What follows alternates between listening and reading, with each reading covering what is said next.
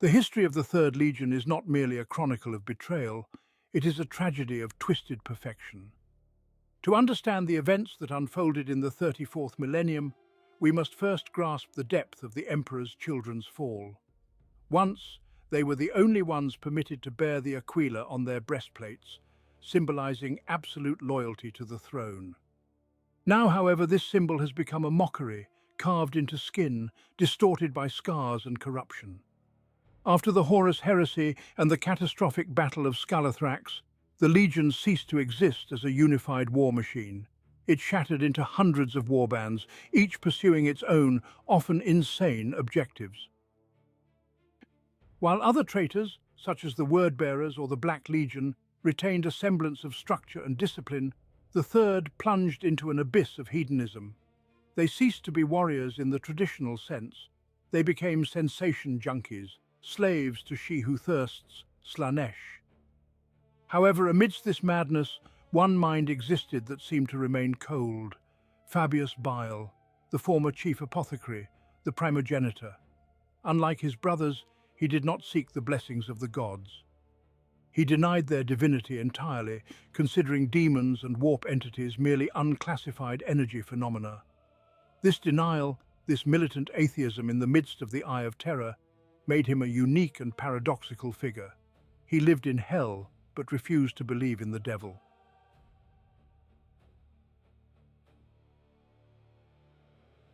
Our data indicates that Bile's base of operations during this period was a world known as Urim, a tomb world, a market world, located in an unstable region of the Eye of Terror.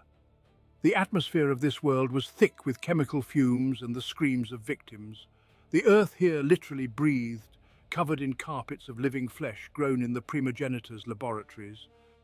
Bile created his kingdom here, not for power, but for the silence necessary for his work.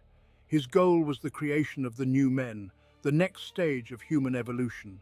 He despised the Astartes, viewing them as a dead end, a weapon that had outlived its war. His new men, gland hounds, creatures combining human genetics with xeno-DNA and warp alchemy, he saw as the future of the galaxy. They were stronger, faster, and smarter than ordinary humans, and most importantly, they were devoted to him as a father. But time worked against the geneticist. Fabius was sick. It was no ordinary illness, but an ancient curse embedded in the Emperor's children gene seed before the finding of Fulgrim, the Blight, a plague causing the degeneration of organs and tissues. Despite all his knowledge, despite the ability to transfer his consciousness into new clone bodies, Bile was slowly losing. Each new body deteriorated faster than the last. He was rotting alive. His back was covered by a complex life support system, the chirurgeon, a semi-sentient mechanism with multiple manipulators, constantly injecting stimulants and painkillers, sustaining life in the decaying vessel. It was at this moment of critical vulnerability that a ghost from the past appeared on his doorstep.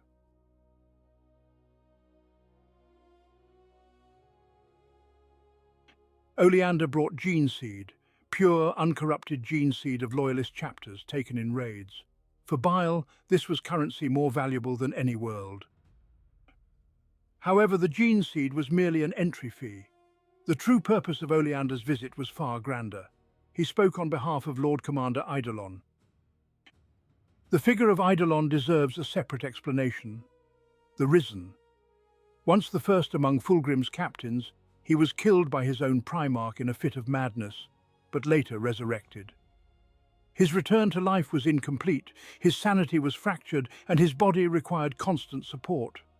Eidolon dreamed of reuniting the Third Legion, gathering the scattered warbands into a single fist capable of crushing the Imperium.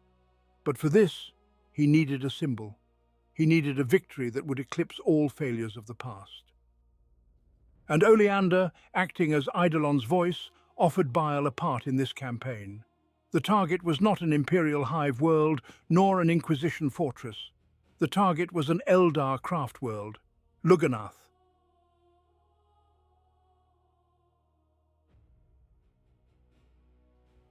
The proposal to attack a craft world seemed suicidal. Eldar arcs are continent-sized fortresses possessing technology capable of vaporizing fleets, but Oleander claimed that Lugganath was vulnerable. It drifted in dangerous proximity to the Great Rift, its systems overloaded and its seers blinded by warp disturbances. Why did Bile agree? Imperial strategists often make the mistake of ascribing a simple destroy for the sake of destruction motivation to chaos worshippers. Bile's motivation was purely scientific. The Eldar are an ancient race. Their genetic code is stable, their link to psychic potential is unique. In their biology, Bile hoped to find the secret of immortality, the key that would allow him to stabilize his new men and perhaps heal his own body from degeneration once and for all. Oleander knew which levers to pull. He spoke of Wraithbone, of spirit stones, of endless halls of knowledge stored in xeno-libraries. He tempted the scientist, not the warrior. But there was a second reason. Bile realized his time on Urim was coming to an end. Other warbands, jealous of his gene seed stockpiles, were already tightening the noose around his sanctuary. He needed movement.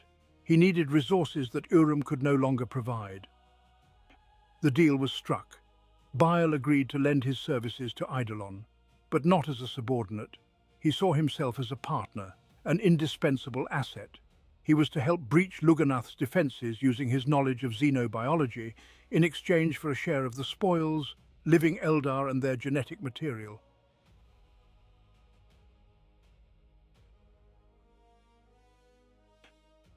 Before leaving Urim, Bile gathered his consortium. It was a strange, grotesque parody of brotherhood. It included apothecaries from various legions, World Eaters, Death Guard, Alpha Legion. All had come to Bile to learn the art of flesh. Standing out among them was Arian Zorzi, a World Eater who suppressed the influence of the butcher's nails through medication and strict discipline, constantly carrying scrolls of ancient texts. He was Bile's bodyguard and confidant. Arian expressed doubt regarding the wisdom of an alliance with Eidolon. He remembered that the Emperor's children are a nest of vipers, where betrayal is considered an art form. Bile, with his eternal cynicism, replied that he was fully aware of the risks. "We use them, Arian, just as they hope to use us," such was his philosophy. For him, this entire crusade was merely a field experiment. Eidolon's legionaries were just another resource, expendable material whose lives could be traded for valuable specimens. The preparations were swift. Massive laboratories were dismantled. The most valuable specimens of new men were loaded into stasis chambers. Bile's ship, the heavy cruiser Vesalius, prepared for departure. This ship itself was a marvel of dark technology. Its machine spirit had long been driven mad and bent to Bile's will, while its corridors were patrolled by artificially created monstrosities.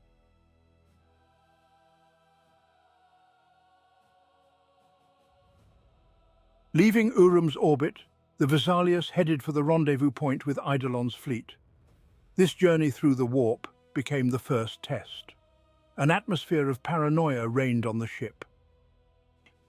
Oleander Co, aboard his teacher's vessel, acted too confidently for a returned prodigal son. He frequently disappeared into the lower decks, conversing with mutants and the crew, sowing seeds of doubt or perhaps loyalty, for now it was unclear. During the transit, we witness another facet of Bile's personality, his attitude toward Fulgrim. In conversations with Arian and Oleander, the topic of the Primarch arises. Bile despised what Fulgrim had become, a demon prince, a serpent bathing in self-satisfaction on his demon world. Fabius believed that Fulgrim had betrayed them all, abandoning the Legion for his own ascension. The irony lay in the fact that it was Bile who sought to fix the mistakes of the Emperor and Primarchs by creating his new men, yet used the same methods of pride and arrogance. The meeting with Eidolon's fleet took place in deep space. The Armada was a motley gathering, ships of various classes adorned with symbols of Slaanesh, covered in skin, screaming into the void with broadcasts of unbearable noise. Eidolon's flagship dominated them all. Bile arrived on the flagship not as a supplicant, but he was met with cold, mocking politeness. Eidolon, whose neck was augmented with complex vox transmitters, allowing him to emit destructive sonic waves, sat upon a throne, surrounded by his lieutenants, the Cacophony, Noise Marines. Here, at the War Council, the final plan was approved. Lugganath would not merely be destroyed, it would be cracked. The Noise Marines were to create a resonance that would shatter the psycho-osseous structure of the craft world, while Bile was to provide a biological weapon to paralyze the Eldar defenders without killing them instantly, keeping the genetic material fresh. But Bile noticed something strange. Among Eidolon's entourage were those who looked at the Risen not with adoration, but with fear. Eidolon, despite his power, was unstable. And Oleander Coe, standing beside him, seemed to be playing a game far more complex than mere servitude to a master. The intrigue tightened. Bile realized he was invited not only as a doctor, but also as a potential scapegoat should things go wrong.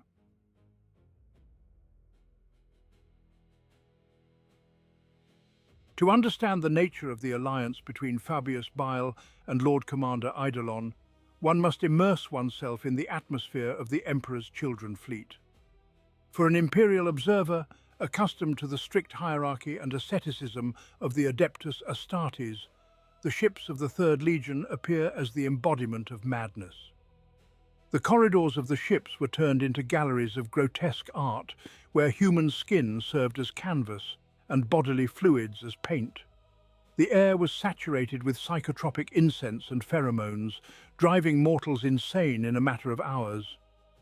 Constant, unceasing noise, screams, atonal music, the grinding of metal served as a prayer to she who thirsts. Fabius Bile, aboard his Vesalius, kept himself apart from this celebration. For him, the hedonism of his brothers was a sign of degradation. He looked at the Noise Marines, the Cacophony, with clinical disdain. Their nervous system was rewired so that they could experience pleasure only from extreme sonic overloads. Their brains had turned into a scorched wasteland, demanding ever stronger stimuli. For Bile, this was not evolution, but a broken instrument. Nevertheless, he needed them. The plan of attack on Lugganath relied precisely on the unique abilities of the Cacophony. Their sonic weaponry, capable of destroying matter at a molecular level, was the only means capable of cracking the wraithbone armor of the craft world. Eidolon knew this and reveled in his indispensability. The relationship between Bile and Eidolon resembled the dance of two predators. Eidolon, despite his resurrection and apparent power, envied Bile's intellect. Bile, while despising Eidolon for worshipping gods, acknowledged his leadership qualities, necessary for controlling a herd of madmen.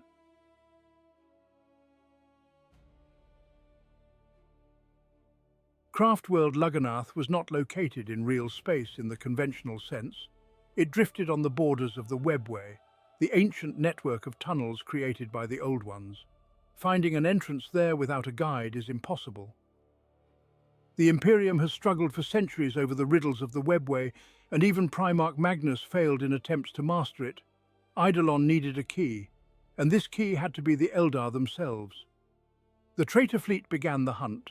They searched for Corsair vessels patrolling the outer borders, where, according to the calculations of Eidolon's sorcerers, Lugganath might be located.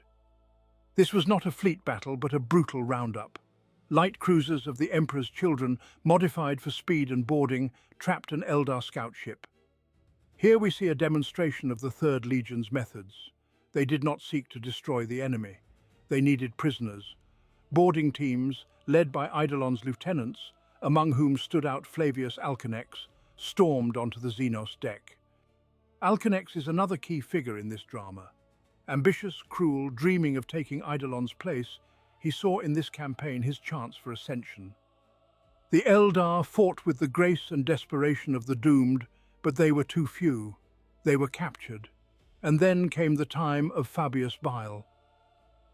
The prisoners were delivered not to Eidolon's torture chambers, where mindless agony awaited them for pleasure, but to Bile's laboratories on the Vesalius. For the Primogenitor, the Eldar was not an enemy. It was a specimen, a biological mechanism that needed to be disassembled to understand its operating principle.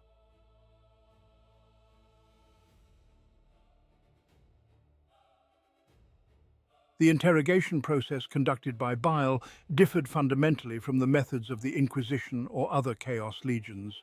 He did not use brute force for the sake of pain. He used surgery. Bile knew that the Eldar are psychoactive. Their mental defenses are strong, and breaking them with ordinary methods is difficult. But Bile was a master of the nervous system. He began to systematically disable pain receptors and centers of will in his captives, turning them into living dolls. But in the process, he also learned something disturbing. The Eldar of Lugganath knew they were coming. They were not fleeing, they were preparing. This information was relayed to Eidolon, but the Lord Commander, intoxicated by the anticipation of glory, dismissed the warning. For him, resistance was merely seasoning for the feast of victory.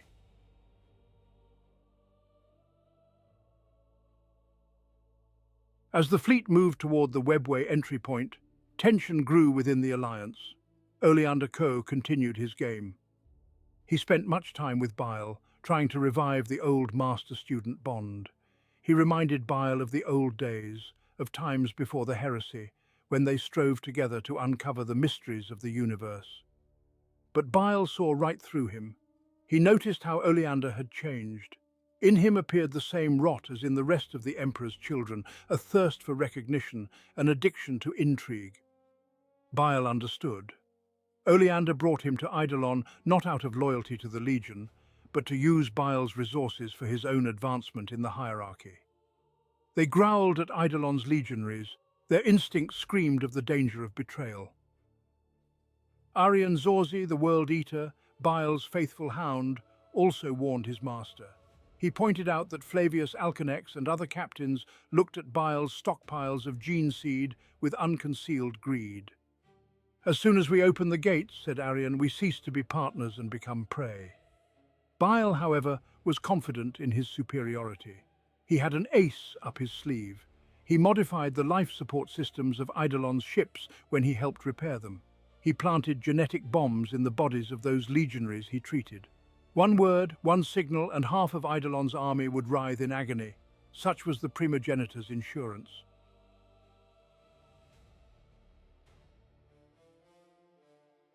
The fleet reached the coordinates. Before them, in the void of space, an anomaly shimmered. The entrance to the webway. It did not look like a warp rift. It was a structure of light and geometry that violated the laws of Euclid. Many mortal crew members went insane instantly, their minds unable to withstand contact with the reality of the Eldar paths. But for the Emperor's children, this was delight.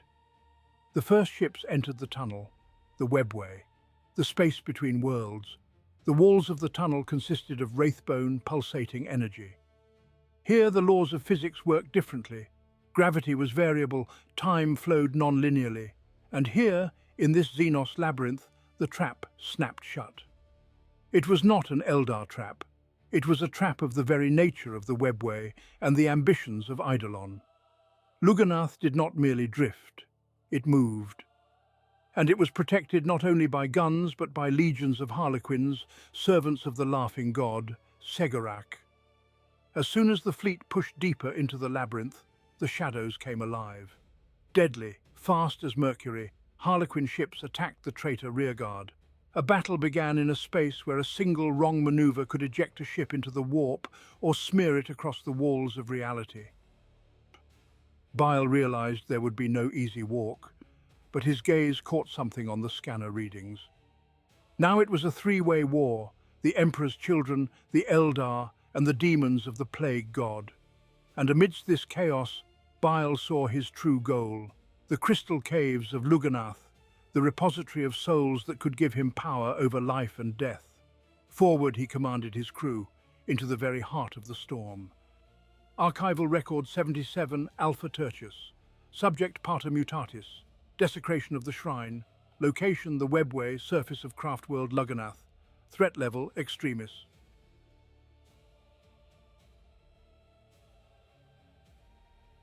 The intrusion of Eidolon's fleet into the webway can be compared to casting a stone into the mirror-smooth surface of a lake.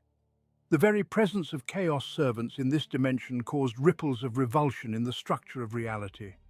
The webway is not merely a transport artery, it is a living organism that reacts to invasion.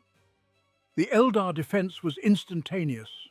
Harlequins, guardians of the Black Library, and servants of the Laughing God, attacked the traitor fleet with a grace beyond human comprehension.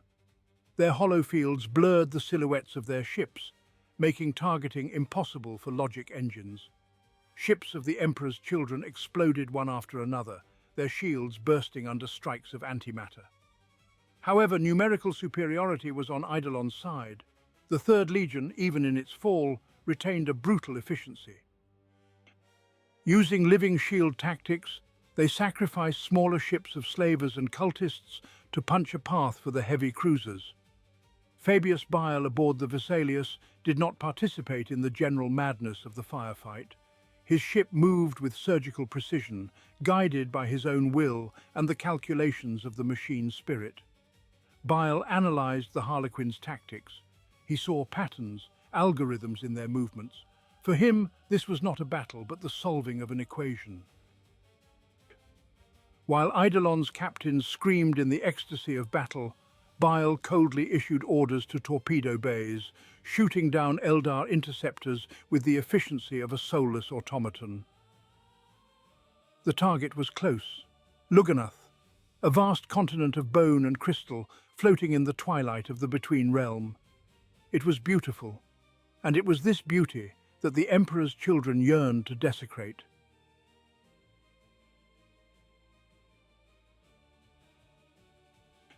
The landing on the craft world was not a standard military operation. It was a crash. Drop pods and Thunderhawk assault gunships slammed into the domes and spires of Lugganath, smashing through the fragile-looking but incredibly durable Wraithbone. Eidolon, wishing to be the first to step onto Xenos soil, led the vanguard. His landing was accompanied by a sonic boom of such force that crystalline gardens within a kilometer radius turned to dust. Following him, hordes poured onto the surface, mutants, beastmen, cultists of Slaanesh, and of course legionaries. Fabius Bile landed differently. His Thunderhawk, piloted by servitors, touched down in a remote sector, closer to residential quarters and biodomes. With him disembarked his faithful hounds, Arian Zorzi, with chain axe at the ready, and a pack of glandhounds led by Igori. The first minutes on the surface are described in archives as a clash of two realities. Lugganath was a world of light and harmony. The Emperor's children brought with them darkness, stench, and cacophony. Eldar guardians, the civilian militia, came out to defend their homes. They fired shuriken catapults, their faces masks of grief and determination. But against them marched not mere soldiers. Against them marched monsters who felt no pain. A legionary whose arm was blown off merely laughed, praising the new sensations, and continued firing.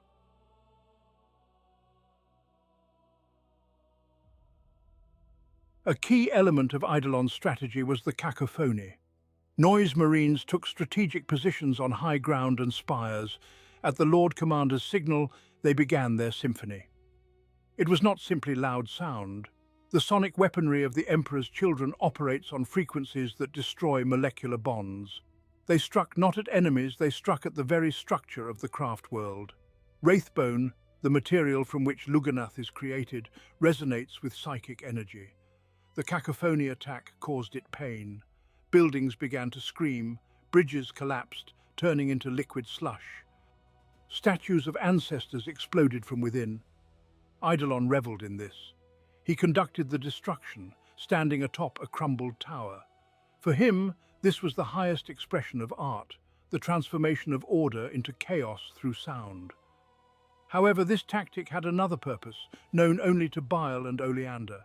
By destroying the Wraithbone, they weakened Lugganath's psychic shield, making it vulnerable to the warp. They were literally tearing the skin off the world to bare its soul before the hungry gods.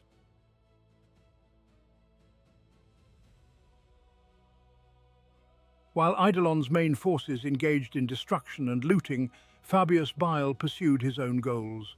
He moved through burning gardens, ignoring firefights unless they threatened him directly.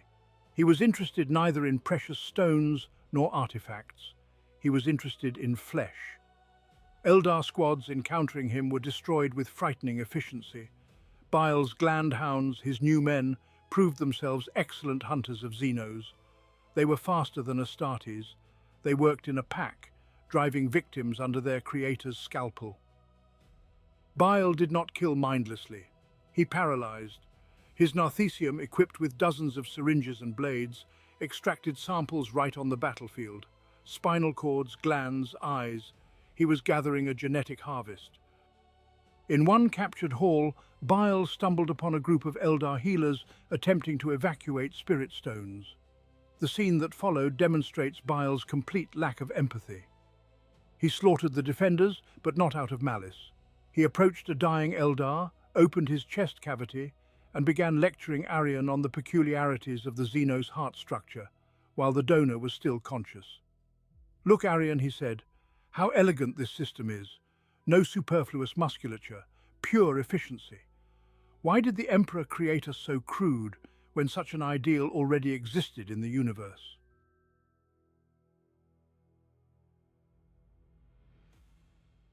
The Eldar of Lugganath realized they were losing the ground battle. Living defenders could not hold back the onslaught of mad Astartes, and then the seers of the craft world made a desperate decision. They awakened the dead. The halls of souls opened. Wraith guards and wraith lords, giant constructs of wraithbone guided by the souls of dead heroes, stepped into battle. The situation on the front changed instantly. Bolter fire bounced off the armor of wraith lords. Their heavy weaponry vaporized legionaries by entire squads. Bile, encountering a wraith guard, felt not fear but professional interest. This was not biology. This was necromancy fused with technology. But for his glandhounds, these constructs were death. Ordinary weapons did not harm them. It was at this moment that Oleander Coe revealed himself again. He contacted Bile. "Master," his voice sounded through vox static, "Eidolon is bogged down. The ghosts are pushing him back to the landing zone. If we do not turn the tide of battle, we will be thrown into the webway."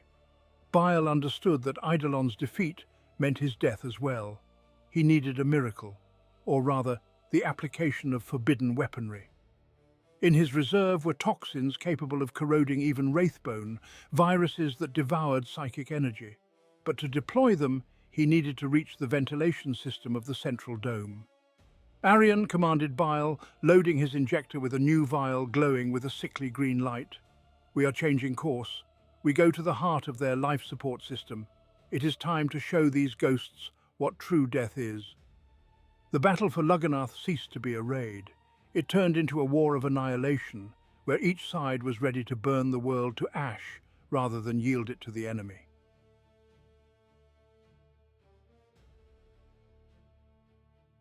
While Lord Commander Eidolon and his cacophony tried to outscream reality itself, Fabius Bile acted with his characteristic pragmatism. It triggered a hyper-reaction of the Eldar immune system, causing their bodies to reject their own lungs. But the main target was not the living defenders, but the structure of the ship itself. The toxin contained nanophages programmed to destroy psychic bonds. Reaching the main atmospheric distribution node, Bile injected the reagent. The effect was instantaneous. Across the entire combat sector, the air turned a sickly yellow color. Eldar guardians began to fall, clutching their throats, their faces twisted in grimaces of agony. Even wraith guards slowed down. The suspension of toxin disrupted the conductivity of their spirit stones. "Look, Arian," Bile commented, stepping over corpses. "They were so proud of their purity. But purity is vulnerability. Filth always wins because it knows how to adapt." This action brought a respite for Eidolon's troops. The front shifted again. But Lugganath's counterstrike was terrifying.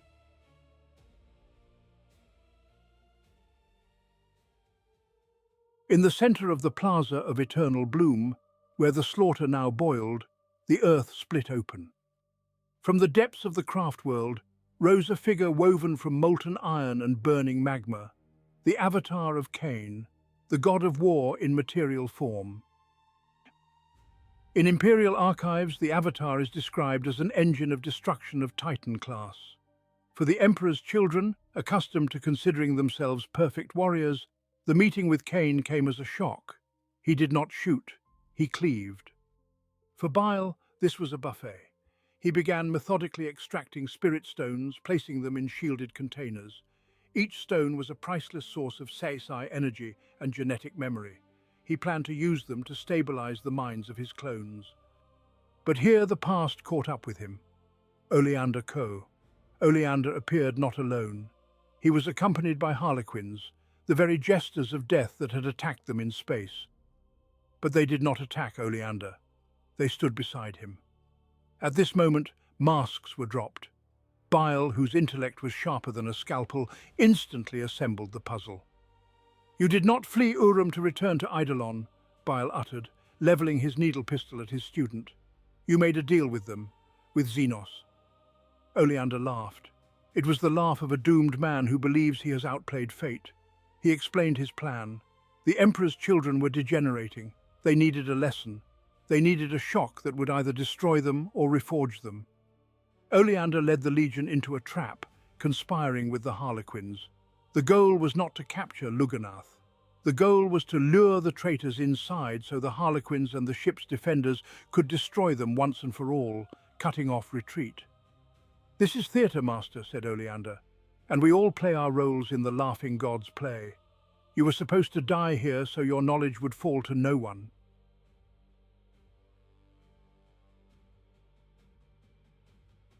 The situation seemed hopeless. Bile was surrounded by elite Xenos killers, and the only escape route was blocked by the battle with the Avatar. The Harlequins moved with such speed that the Astartes' eye barely tracked them, but they underestimated Bile. They considered him just another chaos warlord seeking glory. They forgot that he is a scientist, and he always has a plan B. Bile did not shoot at the Harlequins. He pulled out a detonator. "You think I came here only to steal?" His voice was calm. "I mined every step of my path. The ventilation through which we came is packed with viral bombs. One press and this dome, along with all your precious ancestors, will turn into biological soup." The Harlequins froze. Blackmail is a primitive but effective tactic. For Eldar, the loss of spirit stones is worse than death. It is the loss of eternity. "Let us go," demanded Bile, "and I will not destroy your future." Oleander tried to object, but the Harlequin Shadowseer stopped him with a gesture. The Xenos understood the price of the risk. They stepped back, opening a path. Oleander's gaze was full of hatred and fear. His grand betrayal cracked due to the simple human malice of his teacher.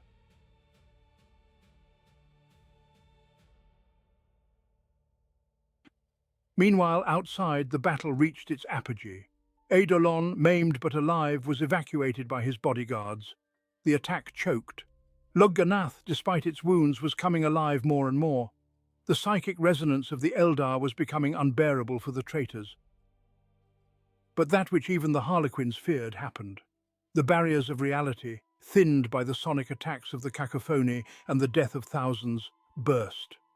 In the sky above the domes, a rift opened. But out came not demons of Slaanesh, whom the Emperor's children summoned. Out poured rot. Nurgle, the god of decay, had long set his eye on Lugganath. And now, when the defences were broken by war, his servants began their invasion. Plague flies the size of dogs filled the air.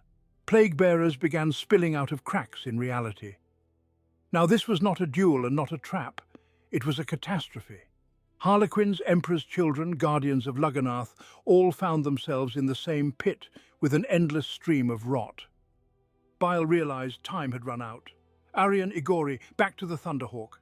He screamed, "Take everything you managed to loot. We are leaving. Let this world burn."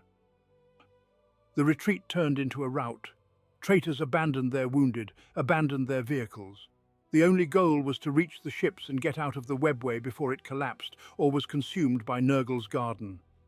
Oleander Co., realizing that his plan had collapsed and his new friends, the Harlequins, were busy saving their world, tried to flee after Bile. But will the Primogenitor forgive betrayal? The answer to this question lay in the very essence of Fabius Bile. He never forgot anything, and never forgave anything. Archival record, 77 Alpha Terminus, subject, Pater Mutatis.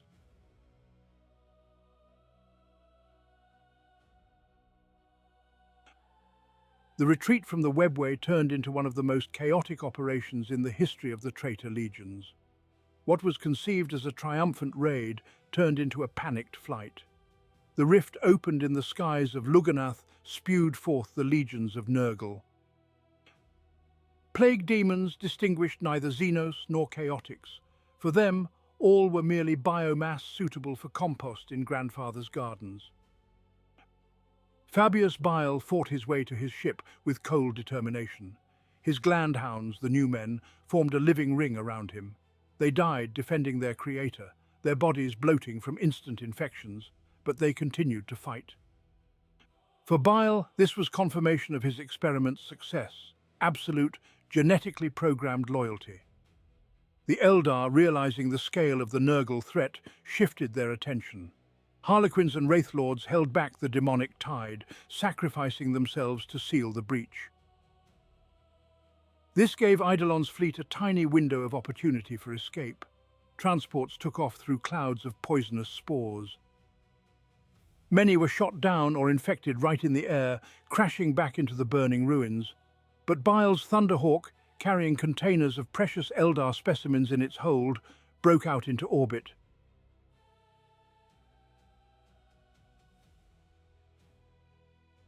It was on the landing deck of the Vesalius that the final drama of the teacher-student relationship played out. Oleander Coe, whose plan to use the Harlequins to re-educate the Legion had failed, managed to reach Bile's ship. He was wounded, exhausted, and terrified. His Xenos allies had abandoned him, and his former brothers in the Legion thirsted for his blood for his betrayal. He crawled to Bile's feet, begging for forgiveness. He appealed to their shared past, to logic, to the fact that he wanted to make the Third Legion strong. "I wanted us to be great again," he screamed. Oleander Coe remained on the Vesalius forever, but no longer as a guest, but as part of the collection.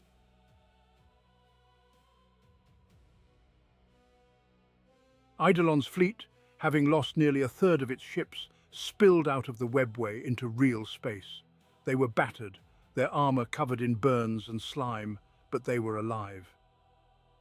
He moved a step closer to his great goal, the creation of a race that would surpass humanity, a race that would need neither the Emperor nor the gods of chaos.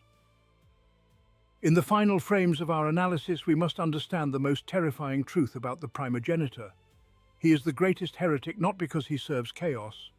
Many serve chaos. He is dangerous because he denies it while standing in its very heart. He looks into the abyss of the warp and says, "You do not exist. You are merely unstudied energy." He believes in reason in a galaxy gone mad, and for the triumph of this reason, he is willing to commit atrocities before which the crimes of Khorne's berserker maniacs pale. His new men are already spreading across the stars. They hide in shipholds. They found colonies on forgotten worlds. Bile does not want to conquer the Imperium. He wants to outlive it. He wants his creations to emerge from the ashes when the light of the Astronomicon fades and the last Astartes slaughter each other. Record 77 Alpha complete. May the Emperor protect us from such perfection. Time passed after the disaster at Lugganath. For denizens of the Eye of Terror, time is a relative concept, but we can judge its passage by the degree of decomposition of their souls. Fabius Bile, Pater Mutatis, survived the betrayal, survived the war with Xenos and the wrath of gods. He retreated into the shadows, licking his wounds and continuing his endless work on the new men. However, history has a tendency to repeat itself. Shadows of the past, from which Bile ran so diligently, caught up with him again. This time the call came not from an upstart like Eidolon, but from the very heart of the rotting carcass of the Third Legion. The Phoenix Conclave, a gathering of the most powerful and insane warlords of the Emperor's children, summoned the Primogenitor. And the meeting place was designated not as some nameless demon world, but as the shrine of their former glory and current shame. The Primarchs' flagship, the glorious ship that became a crypt, the pride of the Emperor.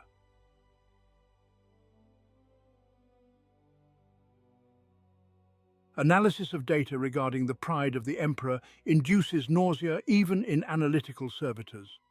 Once it was a magnificent Gloriana-class battleship, the pinnacle of Imperial engineering. Now it is a living being.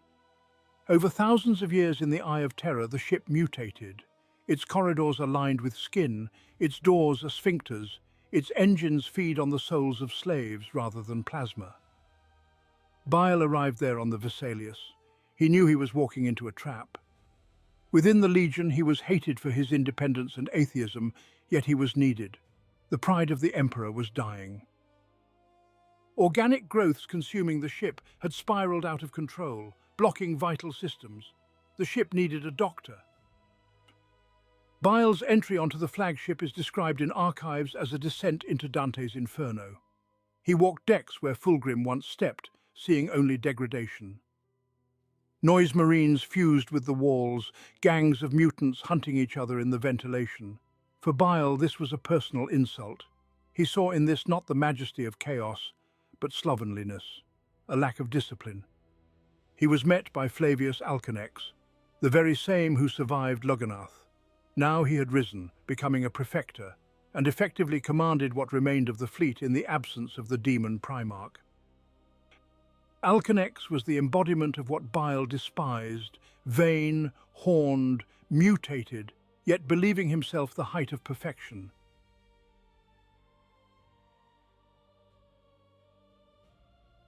However, Bile had a reason to return that no one knew of.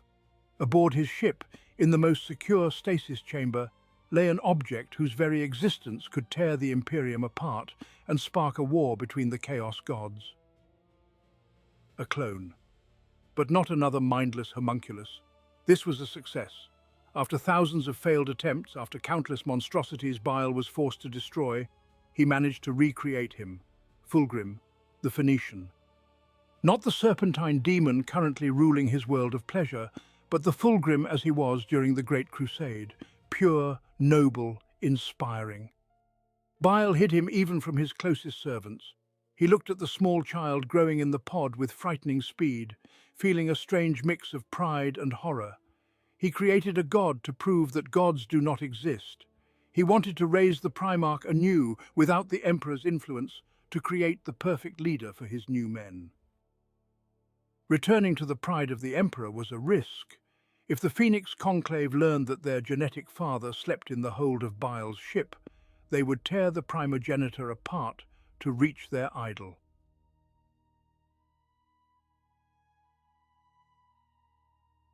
At the council, Alcanex and other lords tasked Bile, heal the pride. The ship was losing the ability to make warp jumps. Its flesh was spreading like cancer. Bile, after running diagnostics, delivered his verdict: the ship is hungry. But it needs not slaves, it needs high matter. However, during negotiations, Bile uncovered what he truly came for: information. Amidst the ramblings of seers and records in the flagship's library, he found mention of the Grey Lady. It was a cipher. It referred to a cache of the purest gene seed, lost during the heresy. Gene seed is the currency of life for Astartes, but for Bile it was a cure. His own body was decaying ever faster. His clones were degrading. He needed the source code, the origin. And the trail led to a world not on Imperial star charts, a museum world, Solum Nace, the domain of Trazin the Infinite. Bile struck a new deal. He would repair the pride of the Emperor if Alcanex provided resources and an escort for the expedition to Solemnus. Alcanex agreed, seeing a chance in this. If Bile found the gene seed, the Legion would be reborn. If he died, one less problem.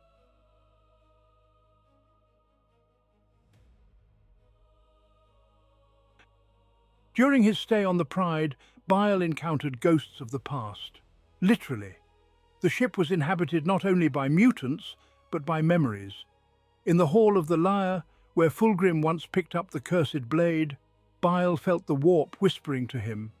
Slaanesh tried to seduce him. Not with power, not with pleasure, but with recognition. Acknowledge me, whispered the voices, and you will receive all the knowledge of the universe. But Bile's will was adamant. I do not speak to hallucinations, he replied to the void. At the same time, his new men began to experience discomfort. Igori and other glandhounds felt that on this ship they were prey. Legionaries looked at them as food or toys. Several skirmishes occurred. Bile was forced to remind his brothers that anyone who touched his creations would become the next experiment on the vivisection table. But the greatest threat came from within. The clone of Fulgrim awoke. He was still young, but his charisma was already potent. Arian Zorzi, the World Eater, Bile's faithful bodyguard, saw the clone, and instead of killing the abomination, he fell to his knees. Genetic memory embedded in Astartes forced them to obey the Primarch. Bile realized time was running out. He needed to get off the flagship before the secret was revealed.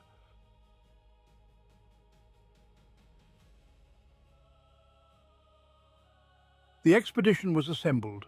The Vesalius, accompanied by a strike group of Alkanex's fleet, including the ship Flesh, headed for the eastern fringe.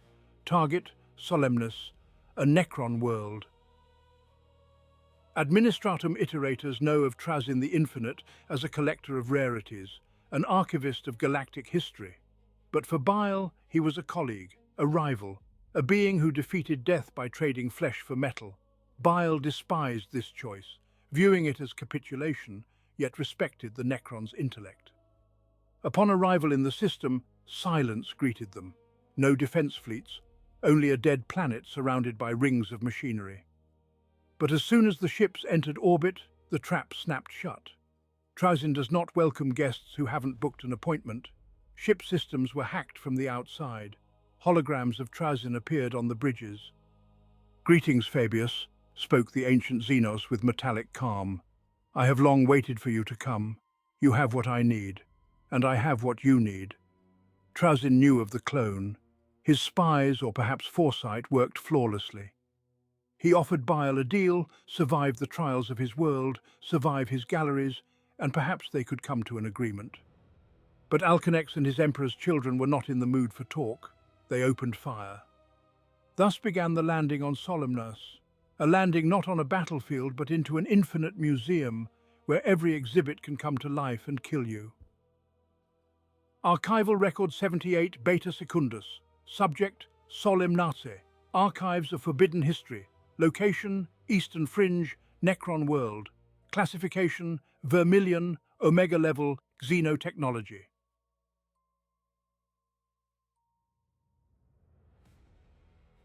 The landing of the Emperor's children on Solemnus was unlike any military operation in the history of the Chaos Legions. Usually, a planetary assault is fire, blood, and landscape destruction. But Solemnus is not a planet in the conventional sense. It is an artificial construct, a machine world whose depths extend thousands of kilometers down, filled with stasis fields and galleries. When drop pods and dropships breached the outer hull and entered the atmospheric domes, the traitors found themselves not on a battlefield, but amidst historical dioramas.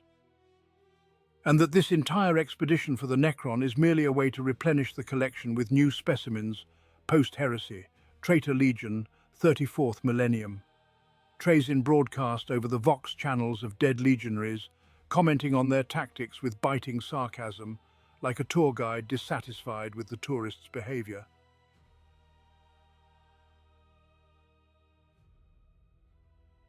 In the midst of this chaos, that which Bile feared most occurred.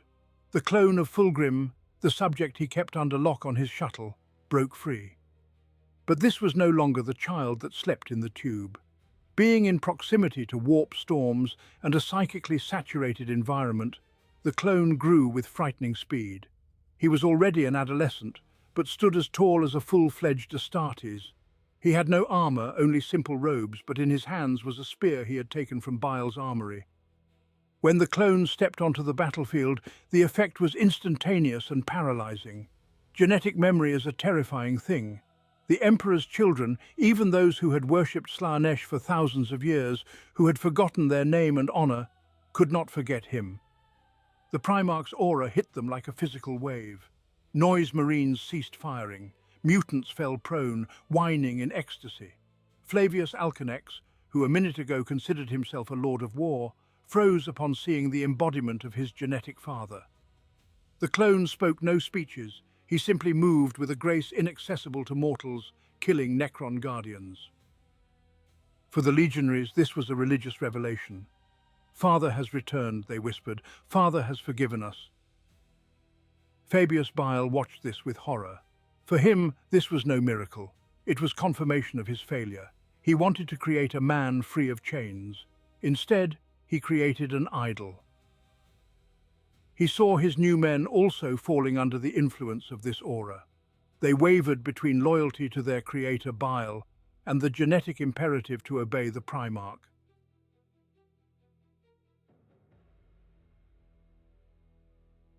Realizing the situation was spiraling out of control, Bile decided to act unconventionally.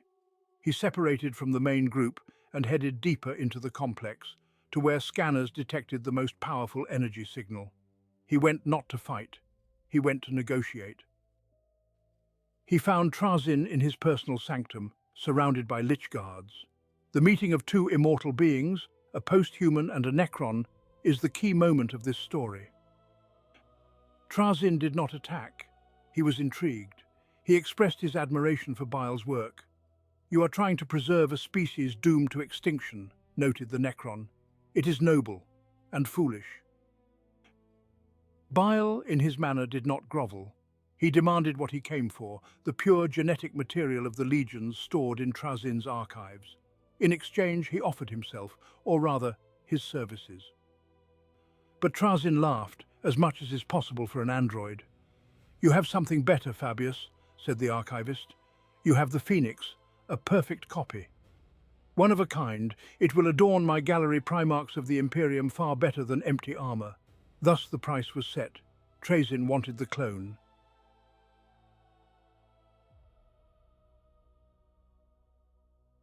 Bile returned to his forces with a heavy heart.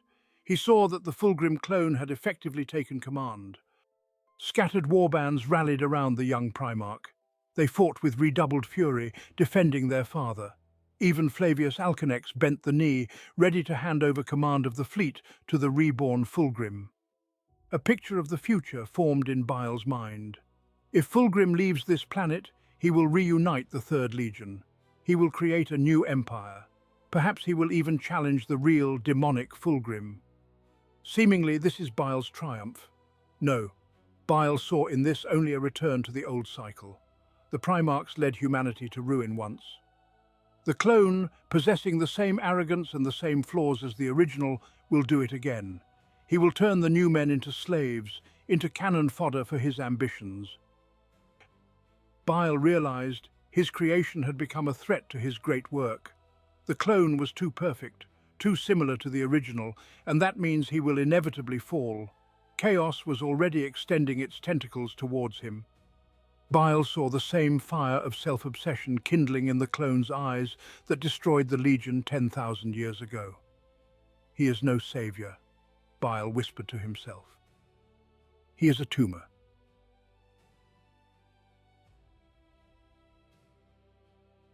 The final battle on Solemnus unfolded at the entrance to the Gene Seed Vault. Legionaries, led by the Fulgrim clone, smashed through phalanxes of Necrons. The clone was magnificent. He laughed in the face of death. His movements were a song of war. And then Bile made his move. He contacted Trazyn. "Take him," he transmitted over a secret channel.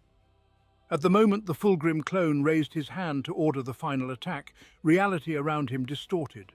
Trazyn's Tesseract labyrinth activated. It was not a killing. It was an abduction. The clone froze. He understood what was happening. He turned to Bile. In his eyes was not so much surprise as disappointment. "Teacher," he whispered. Legionaries screamed in rage and grief as their father began to dissolve into green glow, turning into digital information for a stasis cube. "He was too good for this universe," Bile answered, staring into the void where the hope of the Third Legion had just stood. "Or this universe was too bad for him." Trazyn fulfilled his part of the deal. Containers with pure gene seed, thousands of samples, untouched by warp corruption, were teleported to the Vesalius. Bile received what he wanted, resources to continue work on the new men. But the price of this was the betrayal of the only being who might have understood him. Archival record, 79 Gamma Primus. Subject, Manflayer.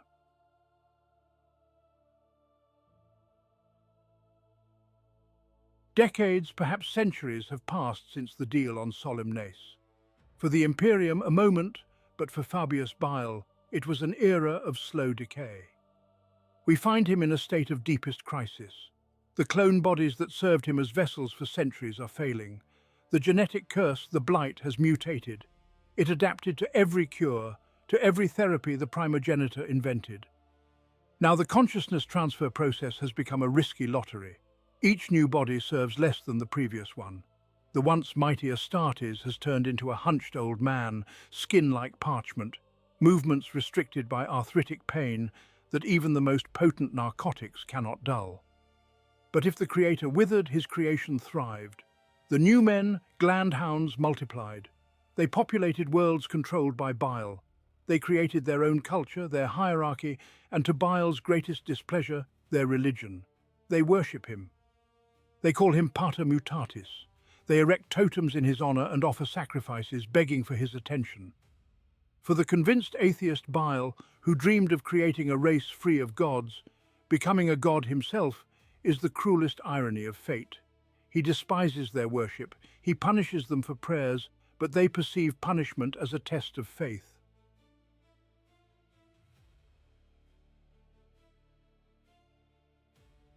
The threat looming over Bile in this period comes not from the Imperium nor from chaos. It comes from the dark depths of the webway. Recall the events at Lugganath.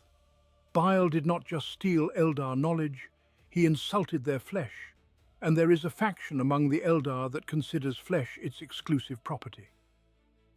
The Dark Eldar, Drukhari, specifically the Coven of the 13 Scars, the homunculi of Komor Ra, are a dark reflection of Bile himself. They too are masters of flesh, creators of monsters, artists of pain. They observed Bile's career with jealous interest. When he studied under them in the past, they tolerated him as an amusing pet. But now, when he began creating life capable of competing with their creations, and when he stole secrets of their kin from craft worlds, they passed a sentence. This is not merely an assassination contract. It is a challenge to a duel. The homunculi do not just want to destroy Bile, they want to dismantle him, turn him into a living, eternally suffering exhibit in their galleries of horror. They want to prove that human science is nothing in the face of Eldar mastery of torture.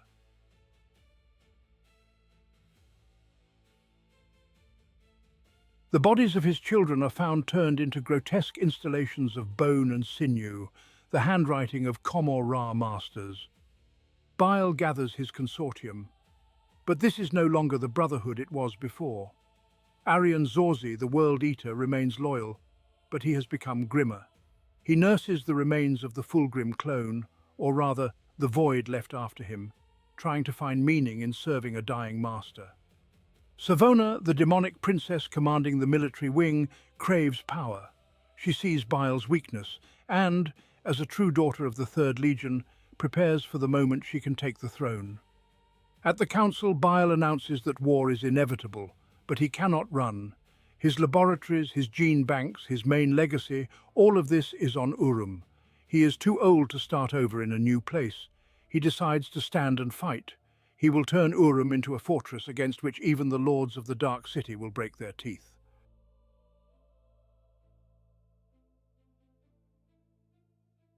The invasion begins not with orbital bombardment. The Dark Eldar despise such crude methods. They appear from portals directly on the planet's surface. The invasion army is a parade of nightmares, grotesques, giant meat tanks stitched from dozens of bodies, Talos engines, torture machines on anti-grav cushions, witches dancing with blades, and leading them, the Hexachires, masters of the Coven of the 13 Scars. The battle for Urum is a clash of two schools of bioengineering. On one side, the twisted ancient science of the Drukhari, based on pain and fear. On the other, the crude, efficient, militaristic eugenics of Bile. Bile's glandhounds fight in packs. They use tactics encoded in their genes: hunt, ambush, throat rip. They do not fear grotesques. They swarm them, gnawing through armor and flesh. Bile's beast mutants, pumped with combat stimulants, crash into the disciplined ranks of incubi. Bile himself directs the defense from his citadel, but he is forced to take breaks. His body fails right in the middle of battle. He suffers microstrokes, his hands shake so much he cannot hold a scalpel. He has to rely on the chirurgeon, his back-mounted apparatus, which pumps him with a cocktail of narcotics just to keep his heart beating.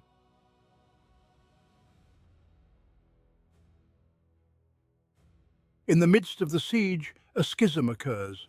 Some of Bile's lieutenants, seeing the power of the Drukhari, decide it is better to serve new masters in Komor Ra than die for a decrepit old man on Urum. Betrayal is the eternal companion of the Third Legion. Savona wavers. Slaanesh whispers to her that this is her chance. If she brings Bile's head to the homunculi, she will gain unprecedented glory. But here a factor intervenes that no one accounted for. The new men, Igori, leader of the Glandhounds and her kin. For them, Bile is not just a commander, he is father. And they sense the betrayal of the Astartes on an instinctive level. An internal purge occurs. Glandhounds attack those consortium legionaries who showed disloyalty. This is a slaughter within a slaughter. Creations kill their older brothers, the Space Marines. This is a symbolic moment. The era of Astartes for Bile is over. His new children proved they are stronger, more loyal, and more ruthless. The homunculi breach the outer defense perimeters. Their leader contacts Bile. It is a dialogue of two maniacs. The Eldar mocks Bile's attempts to achieve perfection. "You work with filth, Mon-Ki," he says. "You try to sculpt from dung, while we create from stardust and suffering."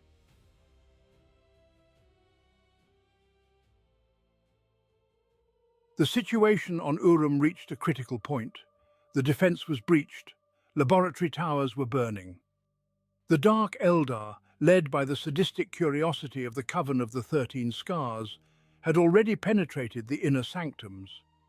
They did not kill the defenders, they paralyzed them with toxins, preparing them for transport to the torture cellars of Komor Ra. Fabius Bile was dying, truly dying this time. His body, exhausted by centuries of fighting the genetic curse, was failing. His mind, once sharp as a razor, was clouded by pain. He lay in the center of his main laboratory, surrounded by pods containing the embryos of new men. At this moment, a choice stood before him, an absolute, cruel choice. He could die as a man, as a scientist who denied gods and magic to the very end, believing only in science and reason. But then his creation, his children, would perish or become playthings for Xenos, or he could accept what he had run from for 10,000 years. His glandhounds, his precious mutants, died with his name on their lips. They prayed, "Pater mutatis, save us." All his life, Bile punished them for these prayers. He beat them, explaining that gods do not exist. But now, on the threshold of oblivion, he felt energy. The warp reacts to emotion. Thousands of creatures believing in Bile's divinity created a powerful psychic resonance. An entity had already formed in the warp, a reflection of Bile, the Great Father, Pater Mutatis. The one others saw him as, not the one he considered himself to be. And Bile, looking at the burning ceiling of his citadel, surrendered. He opened his mind, not to serve Slaanesh, but to accept the power offered to him by his own children.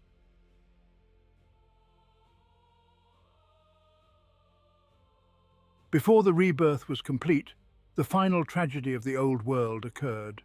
Arian Zorzi, the world eater who suppressed the butcher's nails for the sake of serving Bile, the faithful hound, the philosopher with a chain axe. He defended the entrance to the laboratory until his last breath. He fought the Drukhari grotesques. His armor was torn, his body riddled with toxic spikes. Arian died not for chaos. He died for friendship. He was Bile's last link to the era of legions, to times of brotherhood. When a grotesque tore off his head, it symbolized the end of an era. Bile had no brothers left. Now he had only children, slaves, worshippers. Arian's death became the catalyst that finally hardened the Primogenitor's heart. The pain of loss mixed with the cold fury of a god.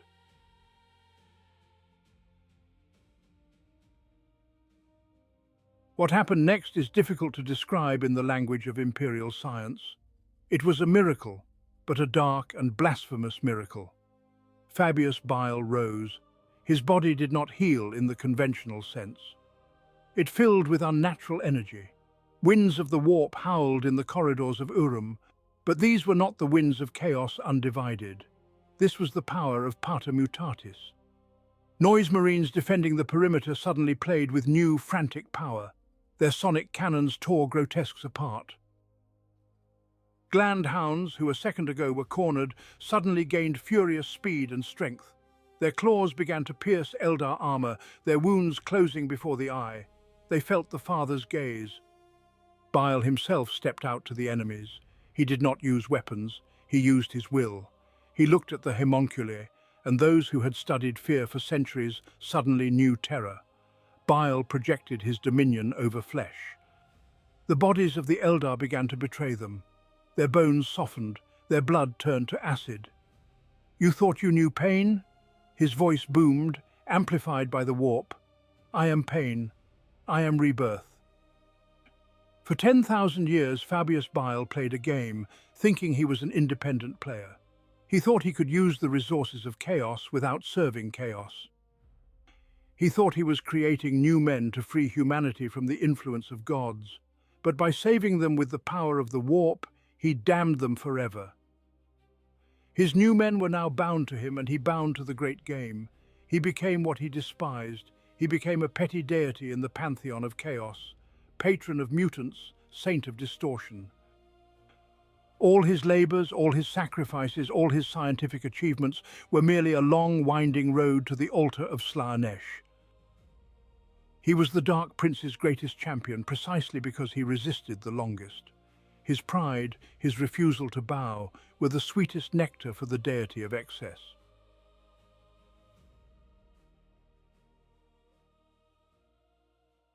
We conclude this analysis on a grim note. Fabius Bile still exists. His influence grows. His new men have spread across the galaxy. They hide in underhives, they serve as mercenaries, they infiltrate the guard. They carry within them the genetic code altered by the Primogenitor and the spiritual seal of Pater Mutatis. Bile himself no longer seeks a cure for his disease. The disease has become part of his essence. He has become an eternal wanderer, a teacher who teaches terrible things. He visits war bands, offering his services, but now he takes payment not only in gene seed but in worship. He wears a cloak of human skin. He leans on a staff of wraithbone adorned with Eldar spirit stones.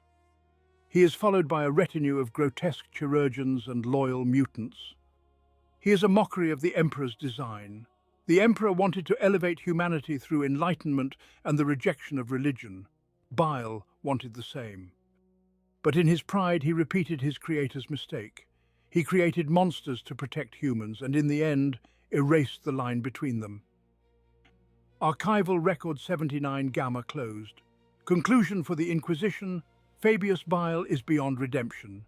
He is not merely a heretic. He is a cancerous tumor on the body of reality.